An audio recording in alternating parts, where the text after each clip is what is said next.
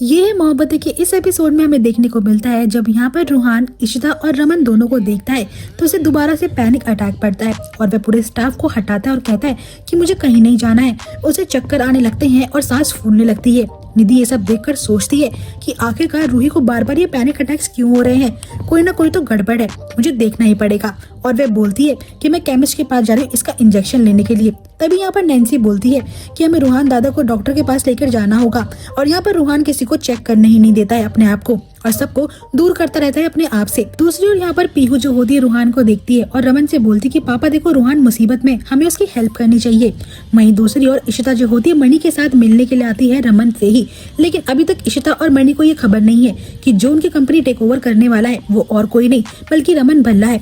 अब यहाँ पे जब वो टाइम से नहीं पहुँचता तो इशिता कहती है कि उन लोगों को टाइम की कोई वैल्यू ही नहीं है, इसलिए हम अपनी डील उनके साथ नहीं करेंगे। यहाँ पर मणि कहता है कि इशिता तुम्हें क्या हुआ है, लेकिन इशिता बोलती है हम इतनी देर से उनका वेट कर रहे हैं, इतनी जिम्मेदारी भी नहीं बनती। वैसे भी अगर उन्हें हमारे साथ डील करनी है तो हम अपनी कंपनी के बिड बढ़ाना चाहेंगे। दूसरी ओर रमन जो होता है यहाँ पर रूहान को संभालने की कोशिश करता है।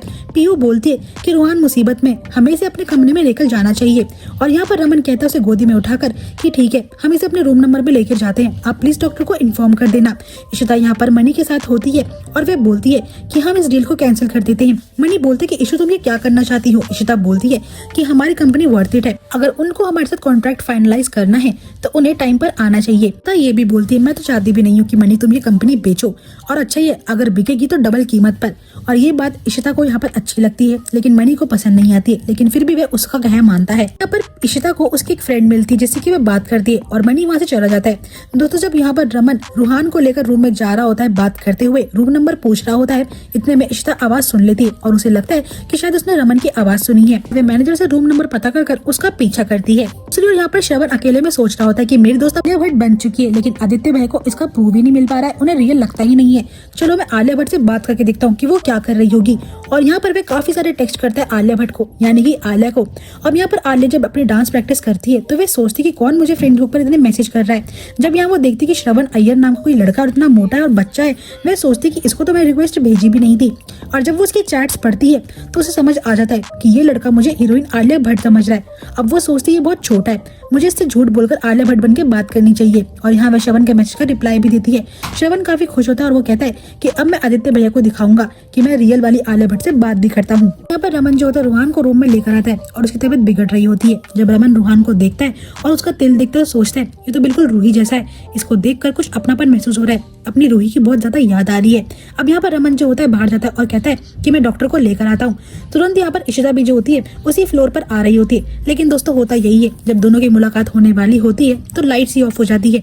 फिर टॉर्च के जरिए अपने अपने रास्ते पे वो निकल जाते हैं। अब यहाँ पर जब इशिता रूम के अंदर एंटर होती तो पीहू से बोलती है, जिसे वो नहीं देख पाती, कि प्लीज आप रूहान को ठीक कर दीजिए, उसकी तबीयत खराब है।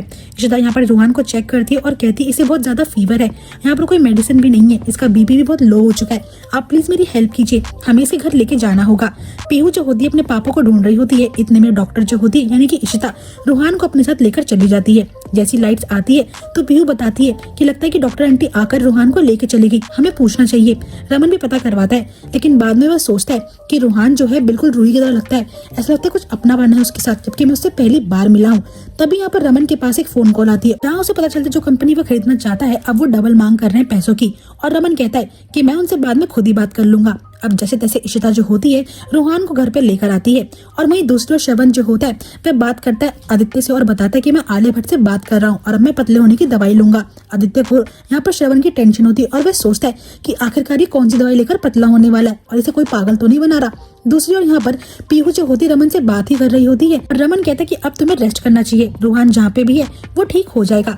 इशिता जो होती है वो यहाँ पर रूहान का काफी ध्यान रखती है। यहाँ पर रूहान को देखकर उसे रूही की काफी याद आती है। अब यहाँ पर रूहान जो होता है नींद में बड़बड़ाता है और कहता है कि प्लीज मुझे छोड़ के मत जाओ, आपने मुझे क्यों छोड़ दिया। इशिता को यहाँ पर रूहान पर काफी ज्यादा तरस आ रहा होता है और उसे देखकर बार बार वह अपनी बेटी रूही को याद करती है। और यहीं पे एपिसोड एंड हो जाएगा।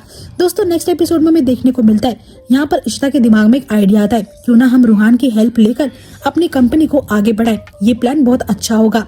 आई होप दोस्तों आपको ये वीडियो पसंद आई होगी। वीडियो अच्छी लगी हो तो वीडियो को लाइक कर देना और नेक्स्ट एपिसोड की अपडेट के लिए हमारे चैनल को सब्सक्राइब करना मत भूलिएगा।